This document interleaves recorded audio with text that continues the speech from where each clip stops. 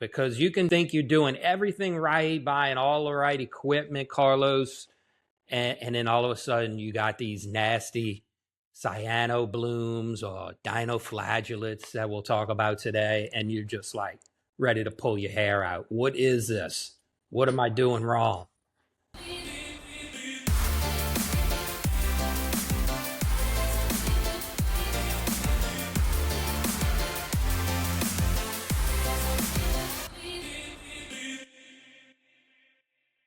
Today, we are continuing our series on pests and bad things that happen in our aquarium. Yeah, this is, to me, and this is an interesting topic because, and I've said this many times before, how many people leave the hobby so early. I think it's 18 months is the average time that someone stays in the hobby, which is, and the biggest reason is lack of success. It takes the wind out of your sail. It makes it so it's no longer fun. I remember when I was starting and having this cyanobacteria and dinoflagellates. Unfortunately, back in those days, I didn't know what it was. I knew it was bad. I knew it. I had pictures from books, because unfortunately, when we started, the internet wasn't really it. We had books and, went to the library actually and got stuff. Yeah. And it's like, my tank shouldn't look like this. I refer to that, when you start a new tank as going through the uglies. Yeah. And you're going to go through a period of this ugliness of, trying to stabilize your system. And it's just a part of what you need to go through to get to success. Yeah, so we're going to touch on cyanobacteria and dinoflagellates, which are the two most common things that you're going to get if you start a new tank. And like Dave said, they are the epitome of the uglies. So I've had it many times. And, Dave, I don't know about you, but I actually just went through a bout of them about 3 weeks ago, and it's something that no matter beginner or expert, you're gonna get it. You're gonna have it, and we're gonna explain why a little bit later, why you're getting it, and why an expert is not immune to it. But that is something that we both go through. What about you, Dave? When was the last time you did cyano? I get it in the big tank. I'll go through periodic blooms of it and know, hey, I need to start looking at some numbers, and I need to take a course of action with a treatment. Cyanobacteria. Yeah. What is cyanobacteria? Because a lot of people think that cyanobacteria is an algae. No, it looks like an algae. It acts like an algae, but it really isn't. What is it? It's a bacteria. And it thrives on photosynthesis, which makes it really hard to kill because you need light in your system. Yeah, you're trying to get the phosphate, you're trying to get your silicates, and you think, okay, I'm going to take the food out, and it'll die, and it's like, no, it'll die. Just use the light. Right. Yeah. Different colors, right? I mean, it doesn't have to be red. A lot of people think it's just this red stuff, but it red, green, purple, brown, slimy, brown. It's slimy too. It's kind of slimy. And it also, one of the dead giveaways also is that it produces a lot of bubbles. So there's a lot of it looks like air bubbles above and below and under this kind of a mat. It's like a carpet. It's like a mat of this slimy thing in there, and bubbles above and bubbles below it. And it tends to disappear at night. It's like, you may just think that it's like, at nighttime, it's like, oh, you know what, they're going away. But then next morning, as soon as the lights turn on, boom, it comes right back. There it is. Yep. Yeah. And then the next one is dinoflagellates. Yeah. And they are all, it's like a tiny microscopic plankton. And they're toxic to the tank. They are toxic and they're bad. They are brownish, and I hate to say it, but they look like snot, strings of snot that are brown, and then there are bubbles attached to the string. And it's everywhere. Yeah. It could be everywhere. It could literally take over the entire tank. I have seen dinos stick to the pump. Mm-hmm. And the pump is working, and you just see the dinos, the snot blowing around, like, like one of those, air Yeah. things that you see at the car dealer, you know? Yeah. Ah. So they can attach to the surfaces, they can attach to rocks, they can attach to the corals, they can attach to pumps, and they also Mm-hmm. can be free floating, which makes them very difficult to Yeah. to deal with. So let's talk about what causes cyanobacteria in dinoflagellates. It tends to be more pronounced in a new tank, but there's a reason why. It basically it's the instability of a new system. You're trying to establish an ecosystem. When it's new, when you have that new tank, you're just not going to have that stability yet. What do you mean by stability? Are we talking about nutrients? Are we talking about Yeah, bacteria? nutrients. Yeah, bacteria. I mean, and now, so many tanks, in the past, Carlos, we'd set up a system with tons of live rock. And this Yes. was the building block of the system with live bacteria. And now we're setting up systems with this basically manufactured rock or just cleaned and dry rock, we call it. So It's it doesn't pristine. It's have, almost, yeah. yeah, it's just so clean. The whole system has no bacteria. That's just the backbone to all living organisms. So your system is just, you got this, you got fish in it maybe already that are creating waste, but you don't have that bacteria that's basically helped balance this out. And I think that in the simplest terms is why you go through the uglies. Yeah, I think people, sometimes when you're new, you people tell you, oh, you got to get a cleaning crew, and Mm-hmm. and part of the cleaning crew is what you can't see, and it's the Yeah. bacteria in the tank. There is bacteria in this tank, in your tank, in an already established tank, that processes the nutrients. The bacteria breaks down the ammonia that turns into Yeah. nitrites, and then breaks down the nitrites that turn into nitrates, and then breaks down the nitrates so you can take them out. But and the skimmer, the water changes can only do so much, but the bacteria is the most efficient way to process those nutrients. And when you have a new tank with pristine rock that doesn't have any bacteria, then you are adding waste to the tank. Even if you're not feeding, even if you're feeding very little, the fact that you have a living organism, the fact that you have water in the tank is going to create waste, and that waste needs to be processed out. And bacteria, and if you don't have the bacteria bed to process that waste so that the skimmer can actually grab it at the end, then that nutrient is going to accumulate in the tank, and that's going to create the perfect conditions for cyanobacteria and dinoflagellates. Yeah. So another thing that contributes to cyanobacteria is also water flow. Yeah, that's a big one.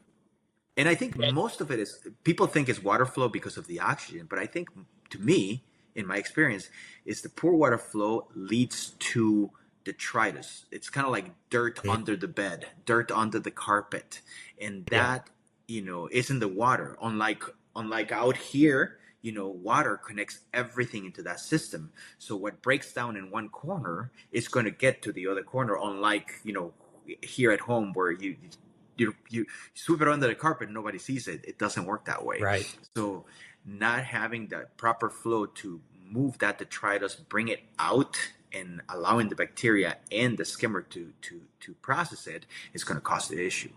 What else? Usually, the first place usually you're going to see cyano or break out is in a dead zone, a dead spot. To me, that's one of the easiest ways to identify. I see this little patch developing. I know I don't have enough flow right there and need to take action. Usually where it's dirty, that's where the conditions are perfect for that, for the cyano and the dinos.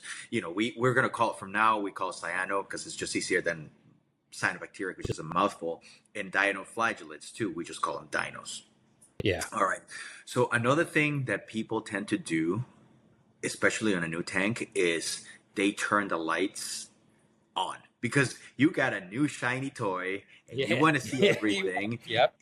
I don't blame you, because please, please don't take it as a bad thing, because I did it. Dave, you did it, right? Oh, sure. Exactly. It's just it's You want normal. to see it. You want to see it, and it's normal. It's normal, but that does help the cyano and dinos. But I want to say, turn your lights on. I think it's excessive light that we're really talking about, where, maybe you're at work and you're leaving a light schedule on, but you still want to see it when you get home. Next thing you know, you're running 12, 13 hours of lighting, and you really don't need that, especially when you're going through a new system. So what we recommend is, if you're the kind of person that has to go to work to an office, then just, turn the lights on about half an hour before you make it home. Yep. And then you can extend the lights until a little bit later at night, so you can enjoy the system. So you enjoy it, but the system only gets like 6 or 7 hours of light. Now, as you are adding more corals and you're adding other, organisms, then you may need to extend it. But obviously, you're not going to do that until your tank is a little bit better. So it's a balancing act, and you just have to. It's patience is the virtue, Yeah, and no doubt. Another thing, Dave, using low quality water. That was a big one. I didn't find out until later that I wasn't supposed to use water from my faucet. Yeah, that's a big one. I can't say enough that it all starts. This whole thing starts with good water. RODI, Exactly. That you're on top of replacing and maintaining cartridges and media in it is critical. It all starts with the quality of water. Yes. So what we talked about was the what could cause cyanobacteria. Now let's switch over to dinos or dinoflagellates. Okay. So because there's similarities, but there's also some differences in there. And let's talk about the differences. Okay, so Dave, the first one that I know that's the most blatant, which is the one that you really don't learn until you are in a little deeper into the hobby, is nutrient system. Dinoflagellates can live in very, very low nutrient systems. Yeah. Like a system that hardly has any nitrates or phosphates, you'll still have dinos. Yeah. So I call this bottoming out, when you just bottom out nutrients, and it happens. It can happen. Dinos makes it so hard to deal with, because intuitively I'm thinking it's an algae, so I'll take the nutrients out and then it'll go away. And actually taking the nutrients out, or even bottoming out the nutrients, actually is what's making it worse. So it's counterintuitive to what your brain thinks it's the right course of action. And then what happens then is you start wanting to take action and doing maybe massive water changes to the point it's excessive. And this is bottoming out even more. So it's a balancing act, Yeah, or you start using a lot more carbon, or you start using GFO, or you make your skimmer a lot more wet, so it starts pulling even more thing. Again, all you're trying to do is intuitively you're trying to lower the nutrients, because you think, I'm going to starve this algae, which is, and technically is making it worse. Okay. And the last thing that people don't often think is the lack of biodiversity. And that is bacteria. It's like different strains of bacteria. I think is a big one. In the tank, invisible, there are different types of bacteria in there, and they're all battling each other for nutrients and food. Some bacteria don't feed on certain things, and some bacteria feed on other things, and they work together. But eventually, just like any other ecosystem, one bacteria is going to become stronger one and eventually kill the other ones. And when that happens, then you have problems, because you don't have biodiversity. And so you have to, at that point, you have to use like Fauna Marine's active blend. Yes, it's a blend of bacteria. They have this bacteria that you can actually start adding to your tank to add that biodiversity back into your system. All right. Great. So before we talk about how to deal with the dinos, let's talk about prevention, because, you Yeah. know, better way to deal with the problem is to prevent the problem from happening to begin with. Okay, Yeah. so let's talk about cyanobacteria, Dave. Okay, Okay. so cyanobacteria to me it's about nutrients. So for me, the biggest thing I would do is ICP testing. Great way to identify what's going on. Fauna Marine has this AI that if you send once a month an ICP test for a minimum of 5 months, you're creating this trend, this 5 month data points. And with that information, then they kick in the AI, and the AI looks at every element and how the elements play with each other, because nobody is an island. Nothing is an island. For me, the ICP testing allows me to have a bigger picture of all the elements and see exactly where am I off, right? Where did I Yeah. bottom out? Where do I have excess? Yeah. I mean, you're looking for balanced nutrients. Target 5 to 10 ppm nitrate, 0.03 to 0.08 ppm phosphate is a good range, a good target. Fall into that ratio, you're gonna be okay. Yeah, and the ratio is 100. You're looking for 100. Yeah. So you take the nitrates and divide it by the phosphates. And if it equals 100, thumbs up. If it's off, you know, and usually, you know, if you're somewhere between, you know, like 75, 100, 125, you'll be okay. That's okay. Yeah. Anything else, you know, when you're outside that. So that's the ratio. Also, another way to prevent it, which we talked about, is flow. You got to make sure that your flow, there are no dead spots. Yeah.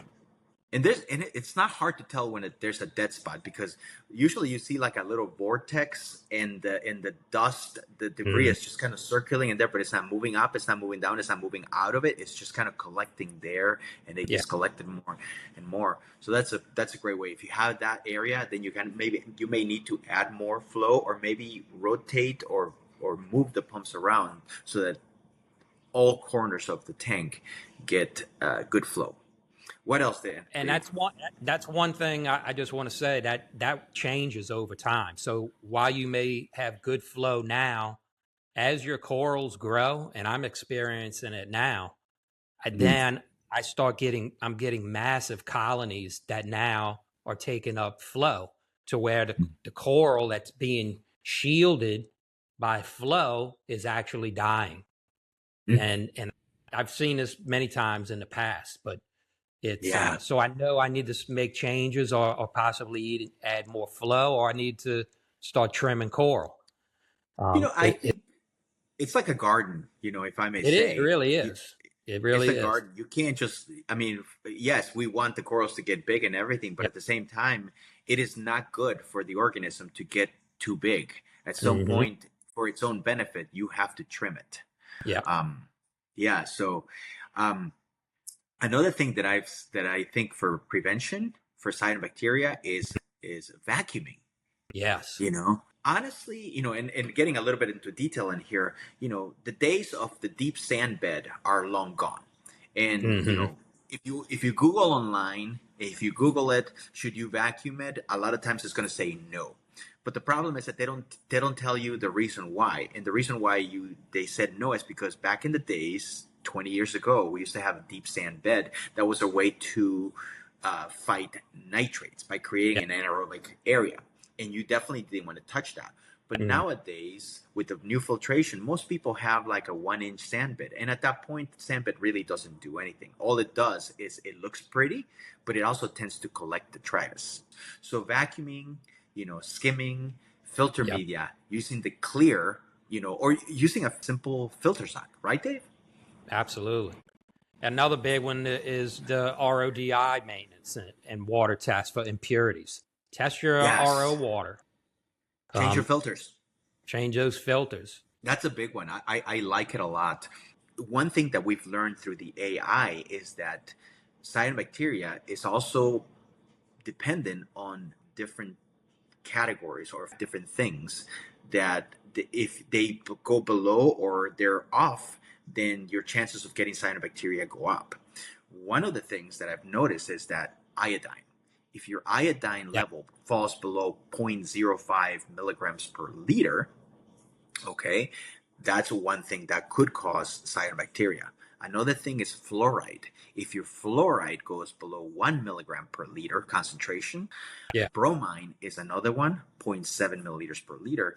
And then what we talked about, the nitrate phosphate ratio. So those four things, if we keep those things above, like, iodine above 0.05, fluoride above 1, or not let it fall below 1, bromine not below 0.7, and the nitrate to phosphate ratio to equal to 100 or somewhat close, statistically, you're not going to get cyanobacteria. Yeah. I really want to touch on fluoride too, Carlos. It's a big one. And not all ICP tests are capable of testing for fluoride. So Faunamarin is one, but that's one you really want to look at. Especially if you're using Kaltwasser. I mean, this is again for the advanced people. If you're using Kaltwasser, how we talked about Kaltwasser precipitating phosphates.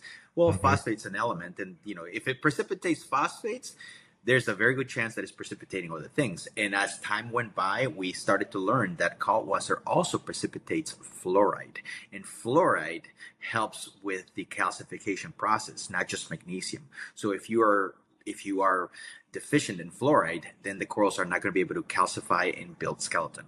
Correct. So again, ICP testing is not only helps you with cyanobacteria and dinoflagellates, but it also helps you with other things. It's like it just gives you a better understanding of what's going on instead of you just blindly trying to strip the nutrients because you think that's what's going to work. All right, so let's move on to dinoflagellates. And dinoflagellates, how do I prevent them? Same thing. First thing, ICP test. That's like a standard thing. If there's something wrong with your tank, ICP, right, Dave? I mean, that's what we do. That's what we do. And then the second one is avoid stripping those nutrients too low. It's counterintuitive. Yeah. Yep. Okay. The third one is biodiversity. Again, especially with dinos, having that bacteria. Again, if you bactotherapy, bactoblend from fauna marine, those things are working. And you know what? We are CoralVue. Yes, we sell fauna marine, but you know what? If you like something else, some kind of bacteria blend, just you use whatever you want. Use whatever this local fish store tells you to do, but do add bacteria because that's that's possibly one of the causes. What else, Dave? Consider dosing nitrate and phosphate if they're undetectable. Yeah, if you bottom them out, do that. Avoid aggressive UV sterilization, overfiltration. Again, you're trying to not strip your tank from nutrients. That's a big thing. And then the AI, going back to the AI again on fauna marine, with dinoflagellates, we found out that iodine should not fall below 0.05. Fluoride should not fall below 1. Bromine below 0.7, which is the same as cyanobacteria. Your nitrates and phosphates ratio should be 100. But the one extra thing with dinoflagellates that we have found out is and I'm going to pronounce it right, molybdenum. Yep. Okay. And that one should not fall below 10 micrograms per liter, not milligrams, micrograms. But so again, ICP test, look at how those 5, 6, 7 elements are there. And if you can get them all within that range, the AI tells you, then statistically your chances of dinoflagellates will go down. And if you have dinoflagellates, statistically, you will be able to see them actually start to disappear because you are fighting them where it belongs. It's like, we have the capability of creating this very honed cocktail that will kill the dinos. It's not just throw everything and hope that something works. Nowadays, we can actually hone down to what we specifically need. Yeah. And don't forget about the Redfield ratio. Fighting that number and looking to get about 100. Yes, exactly. All right. So that's how to prevent cyanobacteria and dinoflagellates. But let's say, okay, prevention is past. I'm way past that point because I already have it. What do I do to combat what I currently have? Okay, so let's talk about cyanobacteria. Okay. Yeah, there's some tools. There's some tools that we can use. Yeah. Yeah. So before we get to the tools, simple things. Water flow. again, Yep. it's almost like I hate to sound like a broken record, but water flow makes a huge difference. All right. What else, Dave? Just improve water water parameters, This reduce is for nutrients. cyanobacteria. Yeah, for Yep. cyanobacteria, you reduce nutrients. Exactly. Yep. Now, manual removing and siphoning. Grab on that dandy siphon vacuum Yeah. pipe, and you go in there, and I would venture to say that don't just pull it off the surface. I would just go into the sand and pull it off the surface, and also vacuum the sand under it if you don't have a deep sand bed, just to get that dirt out of the sand. And you'll be surprised. And the benefit of vacuuming the sand is that your sand will turn really nice and white, which makes it very pretty. Yeah. So, all right. So, I want to mention, make sure to keep your skimmer cup clean. That's a big one, because you think your skimmer's working, but once that neck gets gunked up, I notice the efficiency of the skimmer goes way down. So really keep up with cleaning your skimmer. When you see that skimmer neck get black, it's time to pull it off and clean that crud out. And by the way, we have an episode that we did, podcast episode that we've done for skimmers maintenance and optimization, how to clean the skimmer and how to tweak your skimmer to get the best out of it. So watch that episode. But yeah, and the last one, which is the one that should be the last, but sometimes I'm guilty and I do the first. Me too. Is the chemical battles. All right. And chemicals. And I think the most common out there for cyanobacteria is called ChemiClean or red slime remover. I've used it, and I can tell you, it works. It works. Marin also has one called Red X, I believe. But again, if you don't fix the problem, look for in 3 weeks, here it comes again. And you just burned all that money on making your treatment. Exactly. So you have to identify the problem. The ChemiClean and the tools are good and it works, but it's not fixing the problem. Exactly. And you can do both. I mean, nobody wants to have a tank for 3-4 weeks while you're trying to get your trace elements back in line and you're looking at the cyanobacteria. You can do both. You can actually use the ChemiClean and at the same time run your ICP test, add your trace elements and make sure that everything is in balance. And what will happen at that point is that then the cyano won't come back. It'll just go away. Yep. Okay. So so let's talk about dinoflagellates now, because that's a big one. Okay, so first of all is you have to identify the species, and that makes it really hard because you have to break out. You know what? You got to go, hey kid, your high school or grammar school student with his lab, and you got to break out that little microscope and look at it, to see what you have. So identify that, because based on the type of dinoflagellates you have to treat it differently. Okay. But most of them also increase nitrates and phosphates. That red field, that number, it has to be 100. Most likely you have it like at 50, 25 or maybe 0. And if that's the case, bring it up to 100. To 100. What else, Dave? Reduce mechanical filtration. GFO, carbon, these are things that are taking out those nutrients. Especially phosphates. I mean, phosphates, that would be the GFO who removes phosphates. If your red fill ratio is so out of whack, where your nitrate should be here, phosphate should be here. If your red fill ratio is this way right here, then again, phosphate GFO will work because you got to bring that down. But if it's everything is down here, then it's not going to work. So it all comes back to the ICP testing. You have to know what the problem is in order to figure out what to do to solve it. Yeah. All right. Let's see. Introduce live phytoplankton, copepods, and bacteria booster. Yes. Create that biodiversity. Yep. Creating different bacterias. I can't preach that enough. Different strands is so important. Some people like, I added a bacteria. Well, how do you know? It was just one bacteria. Maybe try different manufacturers have different bacteria. And sometimes they'll tell you the strains that they're using on the bottle. Sometimes they won't. So I used a lot of different ones, and it gives me, I feel, just that diversity of bacteria. Yeah.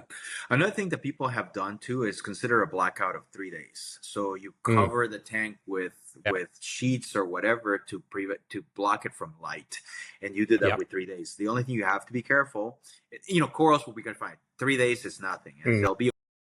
They'll be okay. Fish will be fine. Yeah.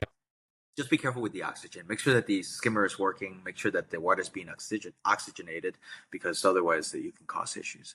And the last thing, Dave, especially for the free floating type of dinoflagellates, Yeah, UV it's sterilization. yes. Yep. If the dinos are the type that are just free floating, Mhm. the UV is going to do wonders for you. Yeah. Wonders for you. It'll clear them for sure. It'll But clear make sure them you got a real good quick. flow rate through that UV. UV is only as Not good as if you're flowing too fast through there. The UV really can't do its job. Yes, exactly. So, obviously, every system is different. And that's Yeah. why a lot of the videos that you see online about different pests, they give you generic, treatments. Uh, and there's no reason for it. No system is the same. As we tell you, like dinoflagellates have to do with nutrients and your red fill ratio. You could have a red fill ratio of 25, in which case your nitrates are so high and your phosphates are where they need to be or whatever. So then your job is to bring the nitrates down. But it could be a red fill ratio of negative something, which means that your phosphates are so darn high that your nitrates, and then you have to bring your phosphates down. So there's really no one answer fits everything. It all depends. I think that the answer that fits everything, Dave, if I may say, is ICP testing. Yeah. It really Because is the best tool I think we have now at our disposal. yes. And it's not expensive nowadays. And I mean, there's a lot of ICP tests out there, whatever you want to use. I mean, Fauna Marine has one, and we just right now started shipping it with a prepaid FedEx ground label. So you don't even have to take it to the post office, or you don't even have to pay extra at FedEx to have it shipped. You literally take it out, you do your water sample, you slap the label that is included, you give it to the FedEx guy, or take it to FedEx office, or drop it at a FedEx, bin location, and you get your results back. And CoralVue ships to Germany because the lab is in Germany.